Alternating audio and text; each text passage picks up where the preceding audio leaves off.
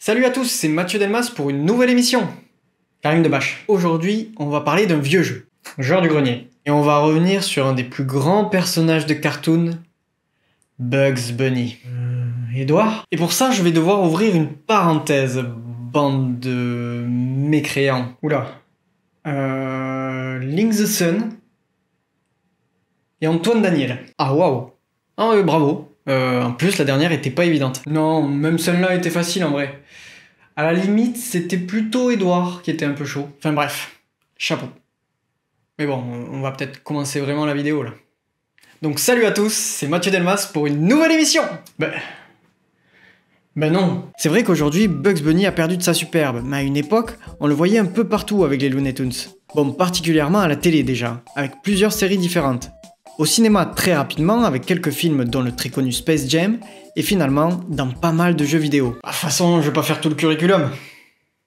Si? Des jeux NES, Super Nintendo, Game Boy Color, Game Boy Advance, Game Gear, Dreamcast, Mega Drive, PlayStation, PlayStation 2... Wow, mais stop! Tu disais que t'allais pas faire le CV là. Bah quoi, faut que je pose le contexte. Non d'accord, mais on s'en branle. Et non mais ça va bien maintenant? C'est ma vidéo, je fais ce que je veux, et puis en plus c'est moi qui te paye. Ouais, j'avoue, désolé. J'ai un peu pris la confiance. Merci. Donc j'en étais où? Attends, mais tu me payes pas du tout en fait. Donc je disais, pas mal de jeux sur pas mal de consoles, mais depuis, les Looney Tunes et Bugs Bunny ont pas mal déserté l'univers vidéoludique. Alors de quel jeu on va parler aujourd'hui? Celui-ci. On voit rien. Ah, Bugs Bunny et Lola Bunny sur Game Boy Color. Mais pourquoi donc vous parlez de ce jeu en particulier? Parce que c'est le premier jeu auquel j'ai joué. Je crois. Bon, ça se joue entre lui et Rayman sur Game Boy Color. Forcément, j'ai pas mal de souvenirs du jeu. De toute façon, vu que je l'ai encore, j'ai pu y rejouer plusieurs fois depuis que je suis tout petit. En fait, à la base, c'est le jeu de ma cousine, qui avait la Game Boy Color avant moi. Vous savez, la violette, là, translucide, où on voyait les composants. Bref. Du coup, on y jouait ensemble, et dès qu'on mourait, on passait la console à l'autre. C'est normal, je chiale ou pas? Non, y a pas de raison de pleurer. Générique.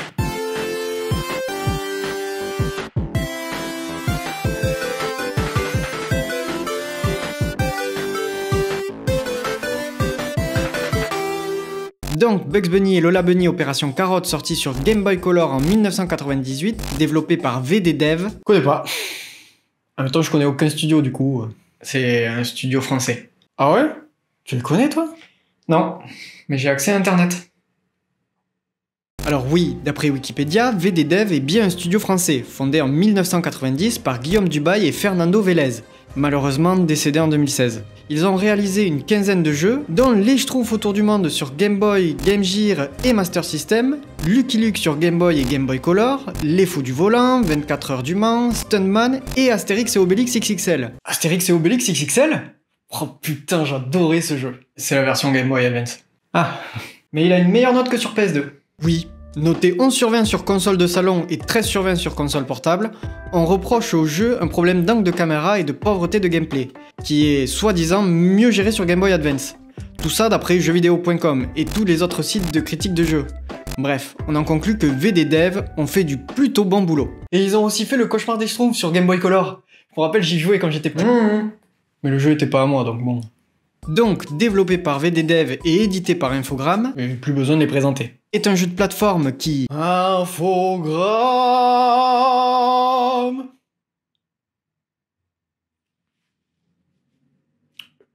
J'arrête de me couper.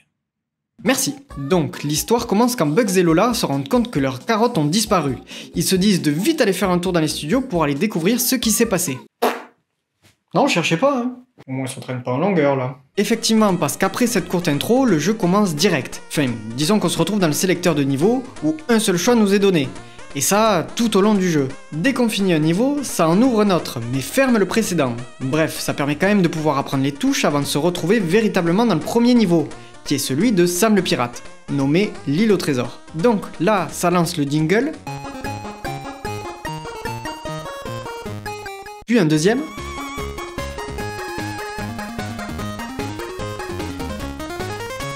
Et sans déconner, juste réentendre ça, ça me procure beaucoup de plaisir. Le gameplay est simple.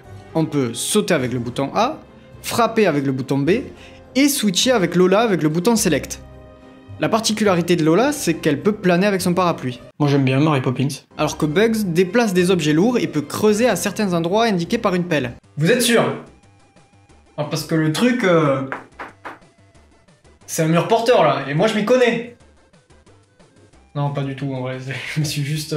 j'ai trébuché dessus, je me suis éclaté le genou. Du coup j'imagine que... bah, c'est dur quoi. Ça pique. Moi j'y risque pas la pelle, hein, parce qu'après... ça te pète dans les doigts là, et t'es... Non, s'il vous plaît. Le but du jeu est simple, trouver 4 claps qui, une fois trouvés, et ce dans n'importe quel ordre, terminent le niveau. Il y a aussi le mot extra à trouver, chaque lettre est tenue par Titi, qui s'envole une fois qu'on s'approche de lui, et des carottes à ramasser qui augmentent le score final. Et ça sert à rien. Il faut aussi éviter les ennemis, donc là, des Sam le pirate. Des? Ah oui, il y en a clairement plusieurs. Parce que quand on en tue un autre apparaît. Ou alors il respawn. Ouais. On trouve aussi des oiseaux, des sortes de goélands, qui nous lâchent des bombes à la tronche. Dans la scène 2 du même monde, on retrouve en plus des oiseaux et de Sam, un mec chelou dans un coffre qui nous jette de la caillasse au visage.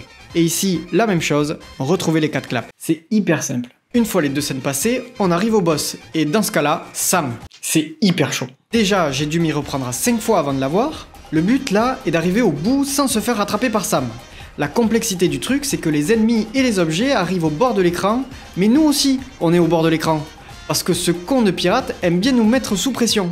Mais une fois qu'on s'est habitué aux patterns, je crois que c'est ça le terme. Donc les patterns, c'est les mouvements répétés des ennemis, leur trajectoire, etc. Ouais, alors là, ça a pas l'air hyper évident, et c'est un peu dur à ma façon un peu confuse de l'expliquer, mais le principal, c'est que... on passe à la suite. Bref, après avoir esquivé les tonneaux de TNT, les bombes du bateau, les bombes des goélands et les requins... Rose. Des requins roses. Des requins homosexuels?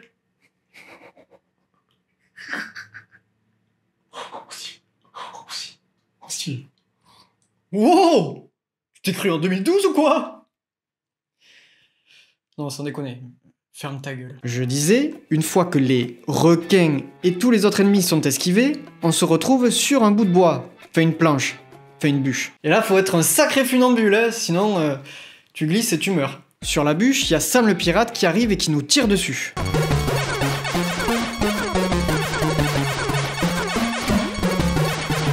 Oui, c'est pas beau. Mais il avait un flingue, lui. Arrête ça tout de suite, mec! Non, c'est toi qui arrête. Wow. Fais pas le con, mon gars. Pense à tous les gens qui sont là, à ta famille, et lâche ce maillet. S'il te plaît. Ok. Lâche ce maillet. Non. Si. Non.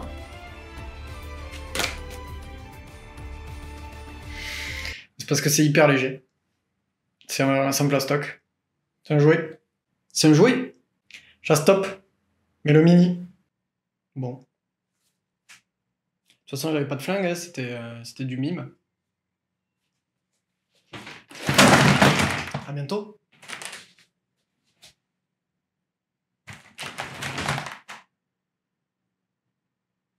Alors, une fois le boss annihilé, autant physiquement que psychologiquement, on reçoit un mot de passe et on peut accéder au monde suivant, le monde de Daffy Duck, la ville en folie. Pareil, même délire, on a des Daffy Duck qui balancent des dynamites, et à la place du goéland qui lâchait des bombes, on a Gros Minet qui C'est pas Gros Minet, ça. Sylvestre, de son prénom, a un nez rouge. Pardon? Ouais, Gros Minet a un nez rouge, pas noir. Donc c'est pas lui. Donc, on a un faux Gros Minet qui depuis une fenêtre nous envoie des bombes, des ouvriers qui jettent des parpaings, et c'est tout. Bref, une fois que les 2 scènes sont passées, on arrive contre le nouveau boss, Daffy Duck. Bon, là j'ai dû m'y reprendre à 3 fois, mais sans déconner, c'est pas hyper facile, hein. Et là, nouveau mot de passe. Quoi? Non? Chiant le truc là. Parce que si je perds mes vies, c'est game over. Et des vies, y en a pas 10 000, hein. Et comment tu les gagnes? Bah avec les titis. Quoi, je l'ai pas dit? Non. Je suis tête en l'air, moi. Ouais. Y a peut-être d'autres trucs que t'as pas dit?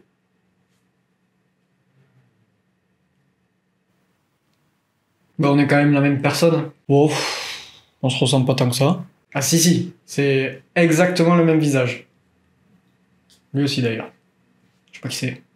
Ah ouais, j'avais pas remarqué moi. Et oui, les lettres que tient Titi, qui composent le mot extra, apportent une vie bonus. Et il tient aussi des cœurs pour remonter notre santé, parce qu'il faut savoir que quand on passe d'un niveau à un autre, on ne récupère pas de PV. Donc oui, entre le monde 2 et 3, n'ayant pas de mot de passe, vaut mieux pas avoir de game over. Non, on recommence quoi.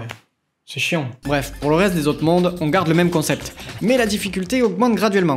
Le troisième monde, on a le zoo de Taz avec Suspense Taz. Le quatrième monde se passe à la station spatiale avec Marvin le Martien. Puis la forêt d'Elmer avec... au pif, Elmer. Et non. Ah. Non, je déconne. C'est bien lui. Alors par contre, Elmer c'est le boss final. Une fois vaincu, le jeu est terminé. Mais heureusement, on a une cinématique de fin.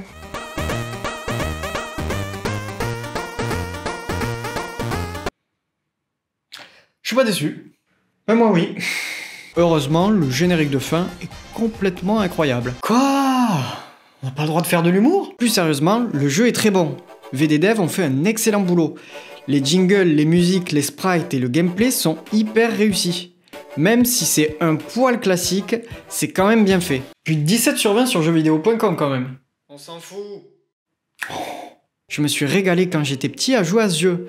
On le trouvait dur, mais c'était gratifiant de réussir à passer les niveaux. Ce qui est con et paradoxal, parce qu'on gagnait rien. Il n'y avait pas de réelle récompense à gagner un niveau. Mais on n'en avait pas besoin. C'était la satisfaction d'aller au bout.